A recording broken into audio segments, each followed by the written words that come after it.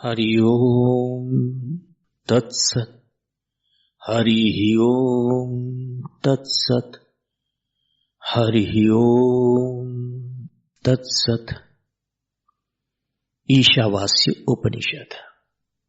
इस उपनिषद पर श्री अखंडानंद सरस्वती जी महाराज ने जो प्रवचन किए थे, उन प्रवचनों को मैं पढ़कर रिकॉर्ड कर रहा हूं।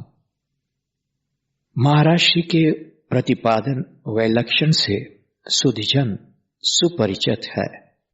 इस प्रवचन में अत्यंत गहन औपनिषद सार कितना सरस सरल बोधगम्य प्रस्तुत हुआ है, इसका अनुभव पाठकों को, सुनने वालों को इसमें प्रवेश के साथ प्राप्त होगा। तो मैं अब महाराज श्री का दूसरा प्रवचन पढ़ने जा रहा हूं। ईशानुभूति नामक प्रवचन माला से अब हमारे जीवन की जो नींव है, जहां से यह जीवन प्रारंभ होता है, उस पर एक दृष्टि डालिए। ईशावास्यमिदम् इस जीवन की नींव है। हम बचपन में सोचा करते थे कि ईश्वर कैसा होगा।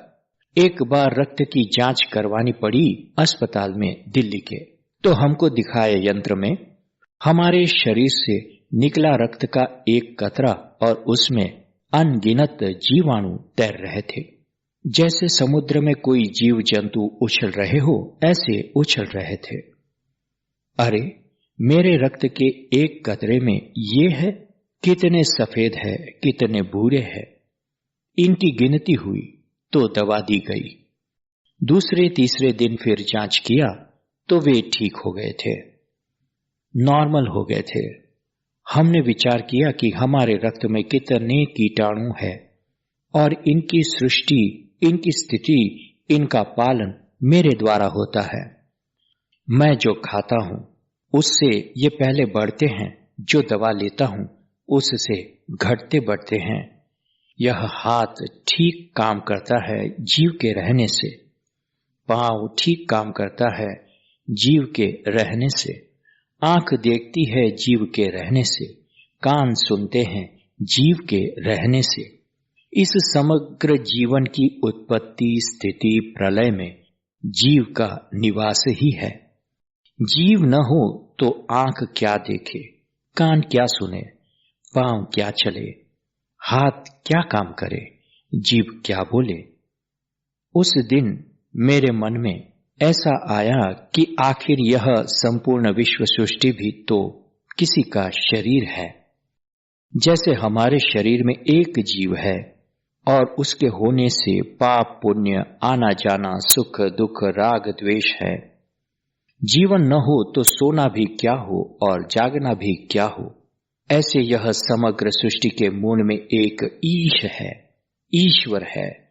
एक शरीर में जीव है तो सब शरीर में एक ईश्वर है। सब जीव एक ईश्वर के शरीर में है। मत्स्थानी सर्वभूतानि, संसार के सब प्राणी ईश्वर के शरीर में स्थित है। जैसे हमारे शरीर में कीटाणु अनेक है और हम एक है, वैसे ईश्वर के शरीर में जीवाणु अनेक है और ईश्वर एक है। उसने सबको सत्ता दे रखी है, सब अलग अलग है, है, हूं, मैं सब करते हैं। सबको उसने ज्ञान दे रखा है, सबको उसने आनंद दे रखा है। उसी के होने से यह सृष्टि चल रही है। ईश्वर के बिना सृष्टि की कल्पना ऐसी ही है जैसे कि जीवन के बिना शरीर की कल्पना। वह मूल वस्तु जब हमको भूल जाती है, तब हमारे जीवन की गति विपरीत हो जाती है, उल्टी हो जाती है। तब हम झरना जहां से बह रहा है, उस गलियारे की ओर से विमुख हो जाते हैं। गंगा जी जहां से निकलती है, वहां की ओर से हम विमुख हो जाते हैं। जिधर वह बहने लगती है, उधर हमारा मुंह हो जाता है। तो जीवन का जो मूल उत्स है, उद्गम है, मूल स्तोत्र इसका जहां से प्रवाहित होता है, उस ज्ञान और आनंद के उद्गम की ओर देखिए। एक एक कण सृष्टि का उससे भरपूर है। हम ईश्वर का अनुमान करना ही नहीं चाहते। हमारे नैयायिक लोग ईश्वर का अनुमान करते हैं कि प्रत्येक कार्य कर्ता के प्रयत्न से उत्पन्न होता है, इसलिए यह विश्व सृष्टि रूप कार्य भी परमेश्वर रूप कर्ता की इच्छा और प्रयत्न के अनुसार प्रकट हुआ है। हम अनुमान की बात आपसे नहीं करते। हमारे इस जीवन के मूल में जो तत्व है, वह तत्व परमेश्वर है और उसका हम अभी साक्षात्कार कर सकते हैं। तो उपनिषद ने हमारा ध्यान खींचा। ईशावास्य मिदम सर्वम। उपनिषद में क्या बढ़िया ढंग से समझाया गया है। एक वृक्ष है, सब डाली उसकी हरी भरी है, फूल खिले हुए हैं, उसमें फल लगा हुआ है। एक डाली काट दो फिर भी वह हरा भरा रहता है, दूसरी डाली काट दो फिर भी वह हरा भरा रहता है। तो उसमें जो यह रस है, जिसके कारण पत्ते हरे हैं, जिसके कारण फूल खिले हैं, जिसके कारण फल में रस आता है, वह वृक्ष में रस क्या है? इस विश्व सृष्टि में रस क्या है? यही प्रत्यक्ष जो रसानुभूति होती है, यह परमेश्वर का रस है। आनंदम ब्रह्मणो विद्वान न विभेति कुतश्चन। यदि आप इस परमेश्वर के रस को जान ले तो निर्भय हो जाएंगे। रसो वैसह रसत अहो वायुम लब्ध्वा आनंदी भवति। परमात्मा रस स्वरूप है। आप उस रस को जान ले, आपके जीवन में आनंद ही आनंद है। ईशावास्यमिदं सर्वम। आप जो देखिए उसमें ईश ही ईश। आप बर्फ के गोले को देखते हैं, उसमें जो पानी है उसको नहीं देखते। एक राजा बड़ा वेदांत प्रिय था, उसके यहां शास्त्रार्थ हुआ। कार्य और कारण अलग अलग होते हैं। कारण से मतलब उपादान और कर्ता दोनों। जैसे घड़ा बनता है तो उसका उपादान मसाला मिट्टी है और बनाने वाला कुम्हार है। जैसे जेवर बनता है तो सोना उपादान है और सोनार उसका कर्ता है, निमित्त कारण है। तो शास्त्रार्थ हुआ कि कार्य और कारण, सोना और जेवर अलग अलग होता है कि एक होता है। वेदांती का कहना था कि एक होता है। द्वैतवादी का कहना था कि ये दोनों अलग अलग होते हैं। नैयायिक का कहना था कि दोनों अलग अलग होते हैं। वेदांती का कहना था कि ये दोनों एक होते हैं। नैयायिक बड़ा भारी तार्किक था। उसने सिद्ध कर दिया कि सोना अलग, यह कंगन है, यह कुंडल है, यह हार है, जेवर अलग अलग होता है, सोना तो एक होता है। सोना कारण है और जेवर आभूषण कार्य है। ये अलग अलग होते हैं। वेदांती हार गया शास्त्रार्थ में। राजा तो बड़ा वेदांत प्रेमी था। उसने कहा, अच्छा महाराज, आप विजयी हुए। नैयायिक जी, तार्किक जी, आप विजयी हुए। आप हमारे राज्य में जितने जेवर है सोने के बने हुए, वे सब अपनी विजयश्री के साथ ले जाइए, परंतु हमारे सोने का एक कण भी आप अपने साथ मत ले जाइए। सोना हमारा, जेवर आपका। क्या मिला भाई? हो गया ना ठन ठन गोपाल। तो यह जो सारी सृष्टि पकड़कर आप बैठे हैं, यही वस्तु है। यह तो बच्चे का दृष्टिकोण है। बच्चे से कहो कि घर में सोना रखा है, उठा कर ले आओ, तो लौट कर आ जाएगा कि सोना नहीं है। यह तो कंगन है, यह तो कुंडल है, यह तो हार है, परंतु माँ बाप समझाते हैं यह सब सोना है। हमको किसी ने बताया हमारे घर में इतना सोना है महाराज। लो, सोना किस रूप में है? द्रव के रूप में है, पिघलाया हुआ, छोटे छोटे कण के रूप में हैं, सिल्लियों के रूप में, जेवर के रूप में हैं। अरे बाबा, उस असली सोना को देखो जिसके ये सब रूप है। आप सच समझो, यदि आप असली सोना देखोगे तो आपको परमेश्वर दिखेगा। आप असली सोना नहीं देखते हैं। यह पिघला हुआ द्रव भी एक रूप है। यह जो चूरा है सोने का, वह भी एक रूप है। उसकी सिल्ली भी एक रूप है, जेवर भी एक रूप है, एक एक रूप है। उनका नाम अलग अलग है, परंतु सोने को आपने कभी देखा है? अलग अलग नाम और अलग अलग रूप से अलग करके देखो तो नाम रूप से रहित जो सोने का स्वरूप है वह परमेश्वर है। परमेश्वर से अलग सोना है ही नहीं। आप परमेश्वर को तो भूल गए और सोने को आपने याद रखा।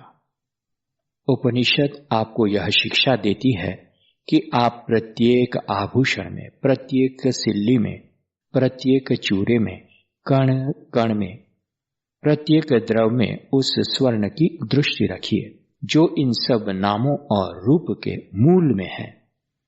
ईशावास्य मिदम सर्वम इदम सर्वम। यह क्या है? यह जेवर है, आभूषण है, यह चूरा है, यह सिल्ली है, यह द्रव है।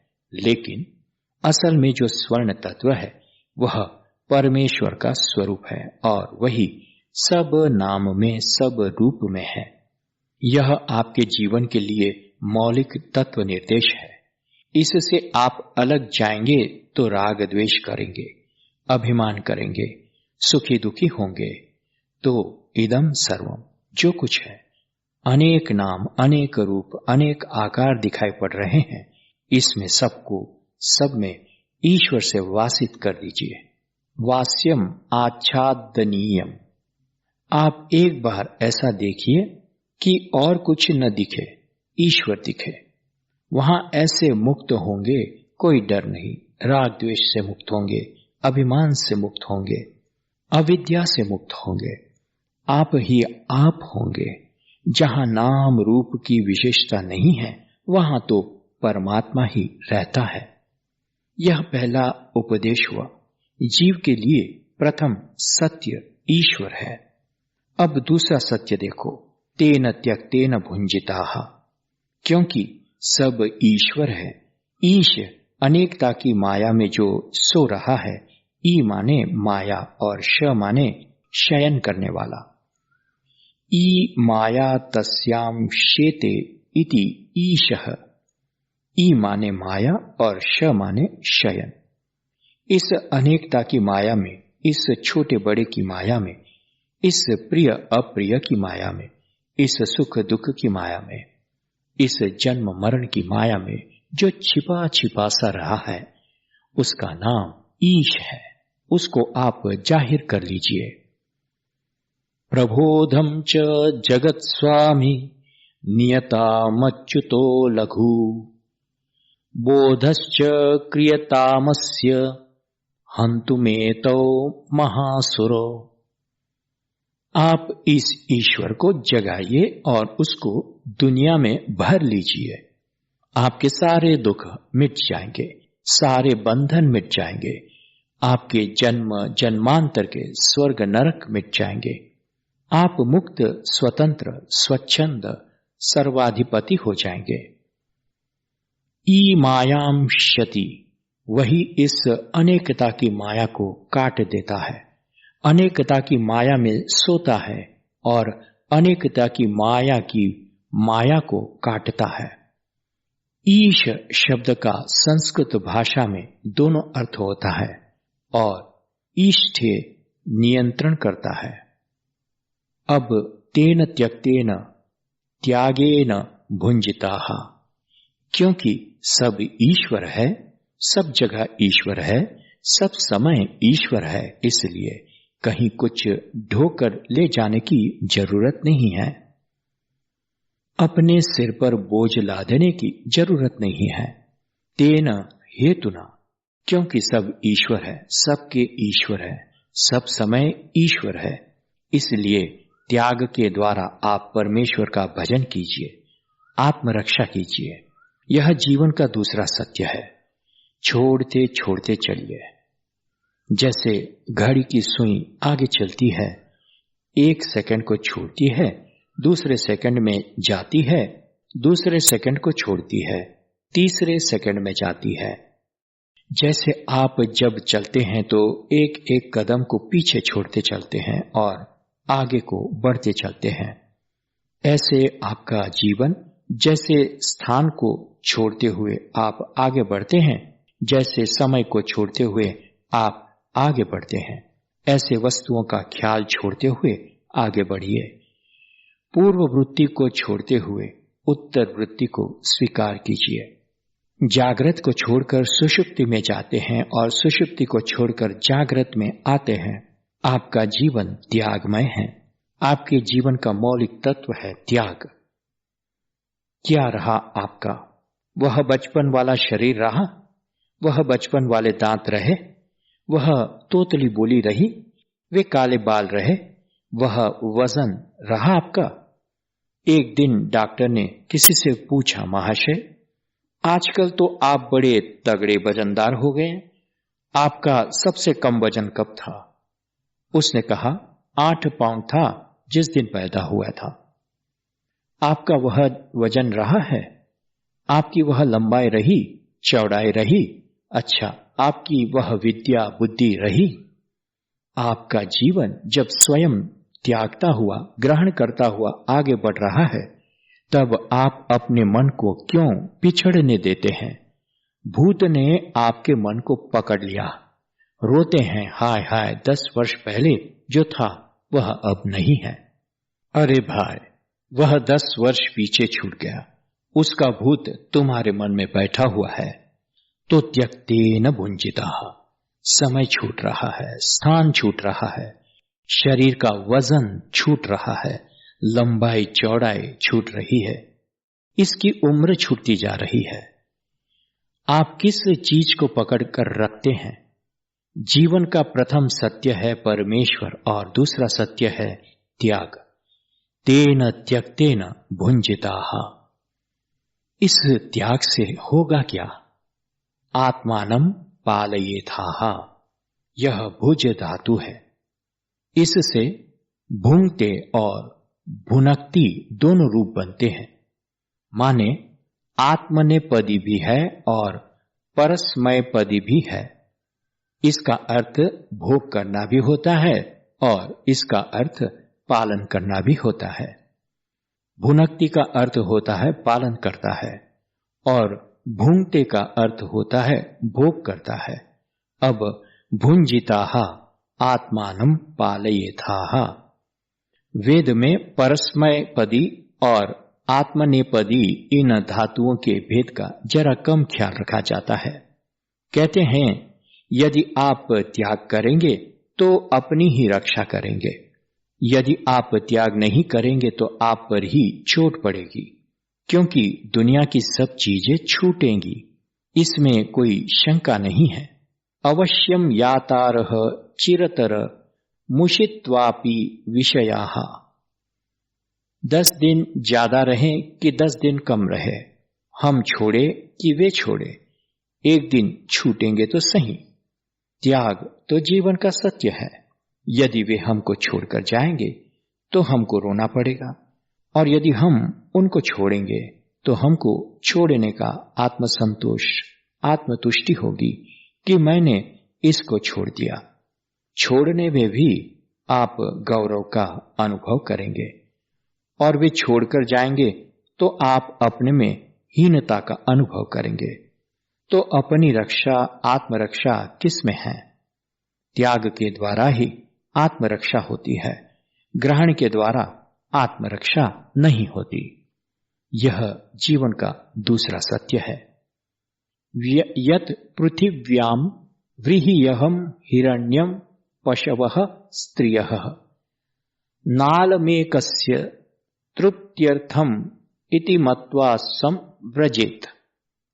सारी पृथ्वी अगर किसी एक को दे दी जाए तो वह फिर चंद्रलोक, मंगल, शुक्र, इन सब पर कब्जा करने की सोचेगा। सारा धन धान्य एक को दे दिया जाए तो वह हीरा मोती इकट्ठा करने की कोशिश करेगा। सबको हीरा मोती दे दिया जाए, हाथी घोड़े अपना बनाने की कोशिश करेगा। फिर सारी स्त्री अपनी, सारे पुरुष अपने, मन तो कभी ग्रहण से तृप्त नहीं होगा, सुरक्षित नहीं होगा। यह बात उपनिषद बताती है। उपनिषद बताती है आप कहां रह रहे हैं। अश्वत्थेवो निषदनम, आपके रहने का गांव पीपल के पेड़ पर है। पर्णे वो वसती, पीपल पर जैसे ओस का एक कण हो, पानी की बूंद जैसे लटक रही हो, अब गिरी तब गिरी, उस पीपल के पत्ते के नोक पर जो पानी है उस पर रह रहे हैं। त्याग जीवन का सत्य है। यदि इसको रखेंगे तो आप सुरक्षित रहेंगे, और यदि त्याग की वृत्ति आपकी चली जाएगी तो यह पकड़ेंगे जो भाग रहा है, भाग रहा है। एक महात्मा चाहते थे कि हम बुढ़े हो जाएं तब भी हमारे बाल सफेद न हो। उनके मन में यह आग्रह था कि हमारे बाल काले बने रहें, तो रोज सवेरे शीशा देखते सफेद बालों को निकालते थे भला। परंतु एक दिन एक चूके थे। जीर्यन्ति जीर्यतः केशाः दंता जीर्यन्ति जीर्यतः। एक सज्जन चाहते थे हमारे दांत बने रहे, परंतु टूट गए। हमारे चेहरे पर झुर्री न पड़ गई। लेकिन यह जो तृष्णा है यह नहीं छूटती है। तृष्णे का तरुणायते, सब बुढ़ा हो रहा है पर तृष्णा जवान हो रही है। तो त्याग त्याग त्याग त्याग पूर्वक आप अपना जीवन व्यतीत कीजिए। कि ऐसा मकान हो, कि ऐसी थाली हो, कि ऐसे नौकर चाकर हो, कि ऐसे रहनी हो, कि ऐसी मोटर हो, जहां जब जैसा हो। एक बार हम लोग बद्रीनाथ की यात्रा कर रहे थे तो यात्री आए, वहां पत्ता भी नहीं था, थाली भी नहीं थी। गंगा जी का जल लाकर उन्होंने एक पत्थर धोया और उस पर अपना भात रखा, भात पर सब्जी डाली और मौज से खाकर चले गए। बिना थाली के उनका काम चल गया। चावल नहीं हुआ तो चने ही खा लिए, चना भी नहीं हुआ क्या पूछना, हम अमुक चीज ही खाएंगे, क्या आग्रह है। अब दूसरी बात आपको बताते हैं। यह जो दूसरे के पास देखकर अपने मन में लालच आता है, यह अपनी बहुत बड़ी हीनता है, अपनी बहुत बड़ी दीनता है। आप अपने में पूर्ण नहीं है। पूर्णमदः पूर्णमिदं पूर्णात् पूर्ण मुदच्यते, यह ईशावास्य उपनिषद का शांति पाठ है। पूर्णमदः पूर्णमिदं, वह भी पूर्ण है, यह भी पूर्ण है। भोजन अपने में पूर्ण है, उपवास अपने में पूर्ण है, संग्रह अपने में पूर्ण है, तो त्याग अपने में पूर्ण है। श्रृंगार अपने में पूर्ण है तो शांत अपने में पूर्ण है। हास्य रस अपने में पूर्ण है तो करुण रस अपने में पूर्ण है। पूर्णमदः पूर्णमिदम्। हमने उपनिषदों में बड़े प्रेम से पढ़ा, आंख खुल गई। आपको मंत्र बोलकर सुनाते हैं। यदे वेह तदमुत्र यदमुत्र तदन्विह। जो यहां है वही वहां है, जो वहां है वही यहां है। लो, धरती पर वैकुंठ है, वैकुंठ पर धरती है। जो कुछ वैकुंठ में है सो कुछ धरती पर भी है, जो कुछ धरती में है सो कुछ वैकुंठ में भी है। वहां भी राग द्वेष है, वहां भी आना जाना है, वहां भी जन्म मरण है। जो इस दृश्य में है वही उस दृष्टा में है, जो दृष्टा में है वही दृश्य में है, जो अधिष्ठान में है वही अध्यस्त में है, जो अध्यस्त में है वही अधिष्ठान में है। यह वेदांत की भाषा है। बोली में फर्क है, वस्तु में फर्क नहीं है। आप यही वैकुंठ का आनंद ले सकते हैं। धरती पर वैकुंठ को उतारना नहीं है, वह है। आप देखिए, इस दृश्य जगत में, स्थूल जगत में ब्रह्म को लाना नहीं, वह तो ब्रह्म है।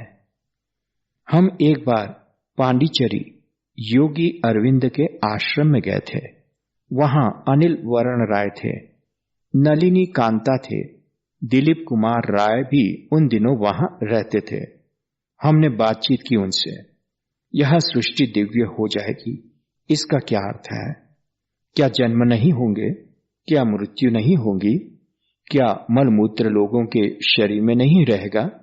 क्या बुढ़ापा नहीं आवेगा? यह सृष्टि दिव्य हो जाएगी, इसका क्या अर्थ है? योगी अरविंद के पांव में चोट क्यों लगी? बहुत पुरानी बात है, 40 वर्ष से भी अधिक पुरानी बात है। नलिनी कांता जी जीवित थे, अभी है, सुनते हैं। अनिल वरण राय अब नहीं है। दिलीप कुमार राय ने वहां से छोड़ दिया। अंबालाल जी पुरानी थे, योगानंद जी थे।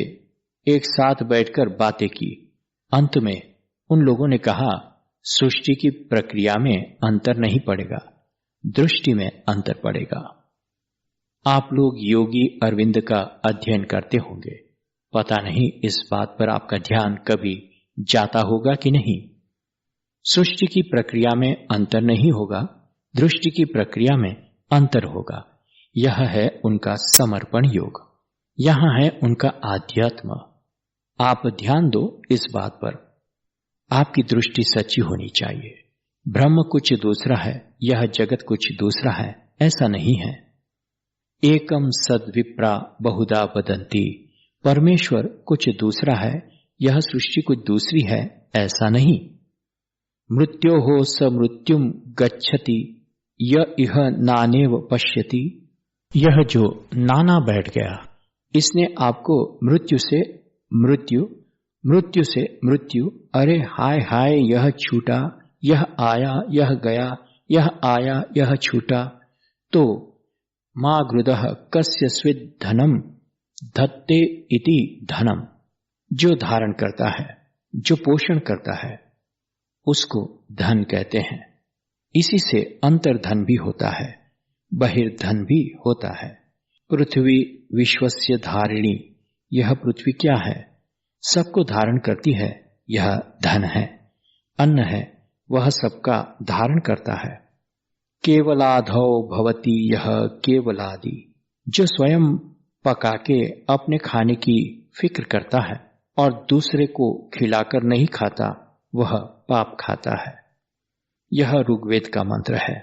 जो केवल अपने पेट का ख्याल करता है और दूसरों के खाने का ख्याल नहीं करता, वह केवल पाप खाता है। अकेले खाना पाप है। इसी से पहले अग्नि को खिलाते थे, गाय को खिलाते थे, पशु पक्षियों के लिए निकालते थे, अतिथि के लिए निकालते थे। आपके घर में जो भोजन बनता है, उसमें अतिथि का भी हक है, उसमें उन कीड़े मकोड़ों का भी हक है जो आपके आटा पीसते समय, धान कूटते समय, पकाते समय जो बेचारे मरते हैं, उनके वंश का भी उसमें हक है। जो गाय बैल लगते हैं, अन्न पैदा करने में उनका भी हक है। केवलाधौ भवति यह केवलादि, मा गृदः कस्य स्विद धनम। किसी का धन, किसी की संपत्ति, किसी की वस्तु देखकर तृष्णा नहीं, किसी का धन देखकर ललचाओ मत, तुम्हारा जीवन भी पूर्ण है। जब विरक्तों में बैठते हैं हम, तो भोगवानों की ऐसी हंसी उड़ाते हैं, आप लोगों के बीच में नहीं बोलते हैं, कहीं किसी को बुरा लगे, और धनवानों के बीच में बैठते हैं तो भिखारियों की हंसी सुनते हैं। भला ये भिखारी लोग किस्मत के मारे हुए, लेकिन वे अपनी झोपड़ी में कितने संतुष्ट हैं, वे अपनी भिक्षा में कितने संतुष्ट हैं, वे अपने एक कपड़े में या बिना कपड़े के कितने संतुष्ट हैं। वे भोगियों को, संग्रहियों को क्षुद्र दृष्टि से देखते हैं। यह असल में दृष्टि ही सृष्टि है। यदि वे चाहे कि हमारे ऐसी मोटर हो, तो वे अपनी निष्ठा से च्युत हो गए, गिर गए अपनी जगह से। वे अपने में पूर्ण है, ब्रह्मचारी अपने में पूर्ण है, गृहस्थ अपने में पूर्ण है, वानप्रस्थ अपने में पूर्ण है, सन्यासी अपने में पूर्ण है, त्यागी अपने में पूर्ण है, संग्रही अपने में पूर्ण है। आखिर 3.5 हाथ से ज्यादा सोने के लिए किसको चाहिए? 1 पाव अन्न से ज्यादा खाने के लिए किसको चाहिए? थोड़े से कपड़ों के सिवाय और किसको क्या चाहिए है? बड़ा भारी मकान होता है तो कौन सारे मकान में सोता है? तो नारायण, बात क्या है कि दूसरे के धन को, संपदा को देखकर अपने में हीनता का अनुभव करना और उसके लिए तृष्णाकुल होना, यह जीवन का सत्य नहीं है। सत्य है अपनी निष्ठा में तृप्ति। वयमिह परितुष्टा वल्कलई समय इह परितोषा। हम पेड़ की छाल पहनकर संतुष्ट है और तुम बढ़िया बढ़िया कपड़े पहनकर संतुष्ट हो। हृदय में संतोष बराबर है। सतु भवति दरिद्रो यस्य तृष्णाः विशालाः। जिसके हृदय में तृष्णा, धन की प्यास जितनी बड़ी है, वह उतना बड़ा दरिद्र है। मनसी च परितुष्टे को अर्थवान को दरिद्रः। यदि मन में संतोष है तो कौन धनी है, कौन दरिद्र है? राजा के कर्मचारियों ने हमारे साई साहब से कहा, हट जाओ, राजा आता है। फकीर ने पूछा, कौन? कि राजा। राजा क्या? बोले, चाहे जिसको अपने देश से निकाल दे, मच्छरों को निकाल दे, सर्पों को निकाल दे, कुत्तों को निकाल दे, क्या है राजा? अरे, राजा ने कहा, महाराज आप महल में पधारिए। गए, देखा दरवाजे पर सिपाही बंदूक लेकर खड़े हैं। यह क्या है कि पहरे में रहते हैं। राम राम, राजा कह दी है, नहीं जाते। अच्छा महाराज, आपके लिए नहीं। अच्छा भाई, मांगने लगे, हे प्रभु हमें धन दे, हमारे सेना प्रबल हो, हमारे राज्य की और वृद्धि हो। अरे, राजा है? राजा नहीं है, भिखारी है। इसके मन में आत्मतुष्टि नहीं है। यह राजा क्या कर रहा है कि चढ़ाई कर रहा है। किसके ऊपर? अपने शत्रु पर। किस लिए? अपनी भूमि को बढ़ाने के लिए, अपना धन बढ़ाने के लिए। अरे तृष्णाकुल, दूसरे की हिंसा करने जा रहा है, खून खराबा करने जा रहा है। काहे के लिए? मां घृदः, अपने हृदय को घृद मत बनाओ। यह जीवन का तीसरा सत्य है। ऋषि आए और बोले, अयम में हस्तो भगवान, अयम में हस्तो भगवत्तरः। यह मेरा हाथ भगवान है, यह मेरा हाथ श्रेष्ठ भगवान है। अयम शिवाभिमर्शनः, यह जिसको छू दे उसका मंगल हो जाए, उसका कल्याण हो जाए। देखो, यह ऋषि का हाथ है, यह महात्मा का हाथ है। सिर पर रख दे, पीठ पर रख दे, जिस चीज को छू दे वह अमृत हो जाए। यह शक्ति है आपके पास। क्या शक्ति है? कर्म करने की सारी शक्ति इंद्र देवता में है। इस हाथ के आराध्य है इंद्र और इसके प्रेरक है अधिदेवता इंद्र। हाथ क्या है? इसके देवता है इंद्र, परम ऐश्वर्यशाली इंद्र। इसके द्वारा आराधना किसकी होती है? परमेश्वर की। आप जो कुछ करते हैं किसके लिए करते हैं? यत् करोमि यदश्नामि यज्जुहोमि ददामि यत् तपस्यामि भगवन् तत् करोमि तदर्पणम्। गीता का श्लोक जरा क्रियापद बदल के बोल दिया। जो करते हैं, जो खाते हैं, जो हवन करते हैं, जो देते हैं, जो तपस्या करते हैं, वह किसके लिए? तत्करोमि त्वदर्पणम्, वह भगवान के प्रति अर्पित है, भगवान की सेवा के लिए अर्पित है। हमारा कर्म किसके लिए? भगवान की सेवा के लिए। कस्मै देवाय, किसके लिए? धरती के रूप में भगवान। हमारे वेदों में प्रार्थना आती है, पृथ्वी शांत हो, अंतरिक्ष शांत हो, जल शांत हो, अग्नि शांत हो, कहीं कोई उपद्रव न हो। जरा अपने पौरुष पर आप ध्यान दें। आपके हाथों में क्या शक्ति भरी हुई है? संभवतः किसी किसी को मालूम न हो। हस्त शब्द का संस्कृत भाषा में एक अर्थ यह होता है जो लोगों को आनंद देने के लिए बना हुआ है। हस्यते हंस जाए, ऐसे काम करो कि लोग खुश हो जाए। यह हाथ बना है लोगों को आनंद देने के लिए है। कुर्वन्ने वह कर्माणि, यह जीव का चतुर्थ सत्य है कि आप निकम्मे न बने।